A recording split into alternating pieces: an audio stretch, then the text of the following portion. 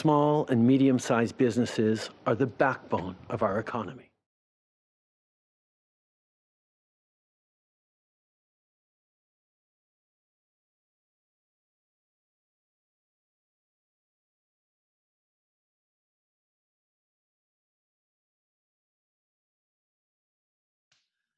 Welcome back to The Backbone. We've got our third episode, our third installment in our mini-series of the NKPG Task Force. That's Norgaard Kratofil Professional Group Accounting Firm Task Force to help small businesses navigate some of the programs that have been put forth by the Canadian government so we can help us all out with this COVID-19 craziness that's happening.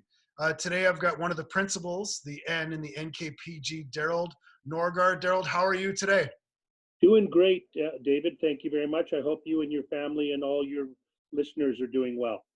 Yeah, I think so. I've been speaking with a lot of people, and it's been a common theme amongst business owners, entrepreneurs, that looking at it as one day at a time, one foot in front of the other, and everybody's intelligent enough to see that if things go really badly, there could be some real negatives at the other end. But we're here to talk maybe about what some of the positive things the government's doing, and maybe some of your take. You've been obviously speaking with a lot of business people. You've been very difficult to get a hold of, as usual, but I think more so now. What's happening in your world? Well, that's a great point. And the short answer is, what we do typically in our world, in the world of accounting, is solve financial problems. Most of the time, those are good problems. I make too much money. I don't want to pay so much taxes. These days, unfortunately, we're spending most of the time dealing with small businesses on questions not only about what are the government programs that are out there and what can we avail ourselves of, but also how do we keep our business afloat during these days. So we're spending a lot of time talking to people about the programs that you've talked about, the good things that the government's doing, but also about what's likely going to happen in the future. Yeah, that is an interesting point, because I've spoken with, earlier today, I spoke with a friend of mine who's got a gym in Arizona, and he was, bringing up points about landlords and the pinch that they're feeling, from both ends, from the mortgage lenders wanting their money to the tenants not being able to pay, and who's able to give and who's not able to give. So what are you hearing? When you're dealing with businesses that are trying to navigate, trying to take that next step for tomorrow, what are some of the criteria you're using to evaluate whether a business is worth saving, worth going into debt over? That's a great question. And I think most of the business owners, and probably the same ones you're talking to, are family first. And our family often includes our employees. So they're considering those issues first. Do we think we have enough that can keep our family and our employees around for the next 3 or 4 months, if that's what this takes? Can we do it even if things are hard, especially using some of the government programs that are out there? They're taking a really sober look at whether or not something might change in the future. Like, will the restaurants take a long time to come back? Will it be the same for a nightclub or a retail store? Will people's behaviors change? And we know a little bit about that because we've seen some activity that happened after the SARS problem in Hong Kong in 2013, and some of the other problems that happened in China in the past. So we kind of know what kind of behavior patterns change. And we know it's going to be a little bit hard for the restaurants to come back right away, at least based on the past history. And we know it'll be hard for some of the large organizations like nightclubs to come back to the same occupancy they had before, and even hotels. And the fact that now all of a sudden we have a lot of people that know how to use Zoom or can do podcasts, maybe they don't need to go on travels for corporate trips anymore, or that can dramatically change the hospitality industry. So I think step number one people are looking at is, if this is just temporary, can we hold on and help our families, our team, our employees? Step number two, will behavior patterns change in the longer term? And if they do, what does that mean to our business model? We have to change things. Yeah, it is an interesting thing because in our situation in particular, we recently signed a lease. It's a 3-year plus a 3-year option. So it's not a particularly long lease, but nonetheless, we're on the hook personally because we're directors of this small corporation for the next, 20, 27 months, let's call it 28 months. So weighing that, to me, it feels like the only way to do it is to try and find some sort of loan money from the government to at least keep us going so that we can, exercise better judgment on the other end. But yeah, I mean, people aren't going to be coming back to our cleaner overnight because, like as you mentioned, the hotels, they're a big component of our clientele. People aren't going to all of a sudden, once they're given the green light, start booking trips. You're absolutely right. And going back to your point on the leases, what we're hearing, generally speaking, is that a lot of people, a lot of the tenants have reached out to the landlords. Now, let's be fair, the government is trying to help with the landlords in a number of ways. They've cut the interest rates down fairly dramatically. Most of the large chartered banks have been approached by the federal government and given some released capital rules, which means it's easier for them to lend money or to take deferred payments than it might have normally been. And so a lot of the chartered banks, at the request of the federal government, are reaching out to their clients and saying, look, defer your mortgage payments, defer this, defer that, for 2, 3, 4 months if you want to or if you need to. As well, we're hearing about property taxes in British Columbia, for example, being cut in half compared to what it would normally be. And there's a number of other initiatives that the governments of BC and the federal government and many of the other provinces have kicked in to help with the landlord side of things. Whether the landlords are passing that down to the tenants is a different question. You asked that question, I think it's a valuable one. I was on the phone last night with about a dozen small business owners, and it's fair to say probably about 8 of the 10 had approached their landlord for some type of relief, whether it was a deferral of the payments, a reduction of the payments, or something. Of the 8 out of the 10 that had approached the landlord, 2 or 3 were told no. They were given a newsletter or some type of statement from the government saying, here's the government programs, you guys figure it out, but pay the rent. Most of the other landlords were doing some modification. Whether they did it out of the goodness of their heart or because of the government programs available to the landlord, I'm not sure. But it's fair to say that some landlords are allowing for a deferral. Some landlords are even considering reductions. But you need to approach them. And whether or not you have any contractual right to do that is really a legal question. Often, you may have heard the term force majeure. Often within the lease clauses themselves, you might have a legal right to go back to the landlord and say, I just can't pay this month, or I can't pay the same rent this month. So we're seeing it a bit of a mixed bag. I'd expect to see a bit more help from the Canadian government, so it's not left up to each landlord and tenant to make their own negotiations. For example, in countries like Denmark, basically Denmark, quote unquote, froze their economy. They didn't want tenants not to be able to pay their landlord, or for landlords to have to be the bad cop and call up their tenants. So what Denmark did was they basically said, we're going to give you, the businesses, about 70% of what you normally would spend.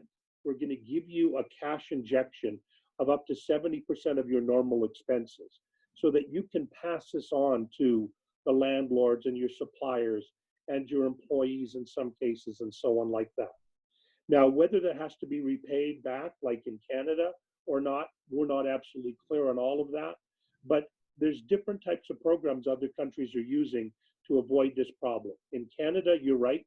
My colleagues have already talked to you about the programs for loans and wage subsidies to reduce the costs so that a small business owner can have a few more dollars available to pay off the rent or pay most of the rent. So now, how does, in terms of an example like Denmark, where they're quote unquote freezing the economy, what's the impact of that you predict long term? I think it won't be dramatically different than what we'll find in North America, with a couple of exceptions. Like I think because they've frozen the economy and said, we're not necessarily going to require you to do all these applications and wait in line for a month or so as we try to sort through the loan applications with our Canadian banks, things are moving a little faster there. So small businesses feel a little bit more comfortable that they know what's happening. The tenants know what's happening, the landlords know what's happening, the employers know what's happening. Here, our Canadian government has come up with some great ideas, but unfortunately, some of them are still being worked on. For example, the wage subsidy application form that my colleague Chantel, I think was speaking about earlier, is not ready yet, and it probably won't be ready for another week or two. We have, unfortunately, some clients saying, I may not last this month. Not like they live paycheck to paycheck, but if they have to pay their rent and pay your employees for this month, they're dipping into savings they may not have. And so, as you said, you have to make a real heartfelt decision about whether or not I want to continue with this business, or should I just close things down as I know it today and restart up when things start fresh again. So to that point, when you talked about historical viewpoint of what has happened with SARS or H1N1, what are some of the things that we've seen happen in China in terms of businesses coming back? Well, I think that's a great question, and I don't have all of the answers, but it's fair to say we saw hotels come back quite slowly after the SARS in 2013. It took about a year and a half before they got back to what would be called normal occupancy. And I think with hotels, you can pretty much say the same with restaurants. My worry is that a number of the restaurants that we know about, you and I would like to go to in Victoria and throughout British Columbia or Canada, unfortunately, they're not going to survive. You know, if I have to guess, I think there'll be about 15 to 20% of the restaurants, what I might call the more owner-managed mom and pop restaurants, probably can't make it through 3 or 4 months where they have no revenue, but they're still paying rents and other bills. And so unless there was some significant government loans that came through, then it's going to be difficult for those restaurants to make it. Operations like yours in the service industry, they'll come back, I think, you're probably right, not right away, but they'll come back relatively quickly. Restaurants, of course, will probably see a major change. You saw a change in China after the SARS epidemic, where a lot of the restaurants went to partially robotics, not only in the back room, but also some front room. Waiters and waitresses were now robots or variations of robots. And so some food delivery was done within the restaurant by electronic means. We'll probably see more and more of that, not only because the difficulty of finding good staff and keeping good staff, but because of things like this, the SARS or pandemics, where we have to worry about the issues of staffing. So I think we're going to be in for, even if things finish as they're suggesting to around July, it'll take about 3 to 6 months for the majority of restaurants and businesses to get back to a normal level, a little bit longer for hotels. And I'm afraid we probably will see about 15%, in my view, to 20% less of some of the restaurants and some of the businesses that have been completely shuttered. Yeah, it is a challenge because even those businesses that shutter, if it's 15%, the odds are good 18 months from now, another restaurant will pop up in its stead and will occupy that space. So, you know, if you're just John Q. Public walking down the street, you say, oh, you know, one restaurant closed, another opened up, no big deal. But there's been a significant impact on the family that's lost their business from a negative side, and then obviously a positive impact from the family that's starting that business on the positive side. That's 18 months. Right, and that of course might be the same family. You know, obviously the heartbreak of closing one business down, that family could maybe move on to the next, but they've taken a financial loss, and of course the loss of building up this business for a number of years.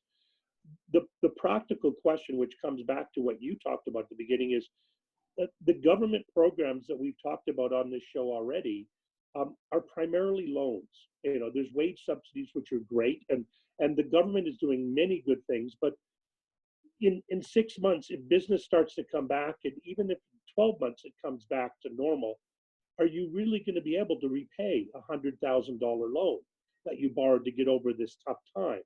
You know, it's not like it's going to be a fantastic big win where right after this pandemic ends, all of a sudden everybody's going to walk back into your shop, or the restaurant's going to be filled to the brim for the next 3 months. So a business that's going to take out a loan now has to really make a considered business decision of whether or not it can afford to stay open during a slower period of time and have enough resources to pay back that loan. And I'm sure the government is going to cut some deals. Right now, they're talking about repaying only 20% of certain loans and forgiving some percentage of the loans if you pay promptly and other things like that. So there'll be some arrangements like that. But there's other countries around the world where they're just not even saying it's going to be a loan. It's going to be simply a grant to you. And good luck. I hope the business makes it. Don't worry about repaying it. I would expect that Canada started with loans right now, but in the fullness of time, they'll convert some of those to grants or they'll forgive those loans. So I think I'm in a unique position. I've mentioned this on a couple of podcasts. I have a cousin-in-law who is an MP for Northern Ontario. His name is Terry Sheehan. And he's fairly tight with the Prime Minister. And so our family's been having ongoing conversations. It's actually my wife Cindy's cousin Lisa is married to him. And he has said, hey, anything you guys get, any information you get, pass it up the chain. So at this point right now, I would ask if you had, in your opinion, what would you think would be the best plan to move forward to help small businesses in Canada? That's, again, great question. My answer would be twofold. Like, the government, I think, has done a great job so far. And of course, things changing all the time. There are really 3 different types of programs that are out there right now. There's changes to the EI rules for those employees that have to go through EI. There's changes to make those better. There's the additional individual tax benefits or special benefits and incentives, if you will, for people that are not employees, contractors and the like. And then finally, there's a slew of government loans.